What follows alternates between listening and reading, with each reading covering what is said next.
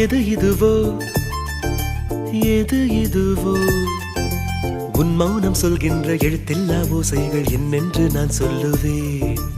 இது அதுவோ இது அதுவோ சொல்லாத சொல்லுக்கு இல்லாத வார்த்தைக்கு ஏதேது அர்த்தங்கள்